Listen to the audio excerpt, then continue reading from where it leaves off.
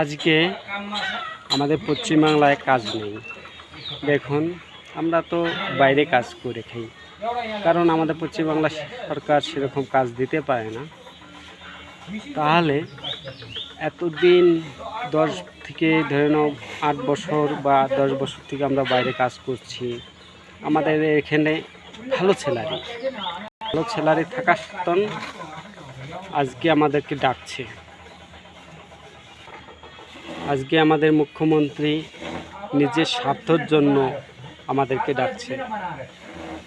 আমি জানি না তিনি আমাদেরকে ভালো চায় না খারাপ চায়, কিন্তু দেখুন, আমরা এত কষ্ট করে আজকে যে থিনার হাতে নিয়ে কাজ করছি, তারপরেও ডাকছে নিজের স্বার্থে। আমি তো কখনো সেটা ভাবতে পারবো না, বা আমার ফ্যামিলির জন্য যেটা আমার পরবর্তীতে আমার ফ্যামিলির কোনো কষ্ট হয় সেটা আমি তো কখনো চাবো না। যাতে আমার ফ্যামিলি ভালোভাবে চলে সেটাই চাবো।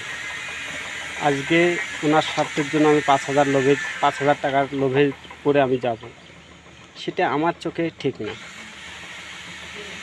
তা আমরা চাই, বা আমি চাই বিজেপি সরকার আসুক, কারণ এতদিন তো দেখলাম কিচ্ছু হয়নি। এখন কিভাবে বিশ্বাস করব যে আপনি ভালো করবেন? কোনো দিনও না, আপনি পারবেন না।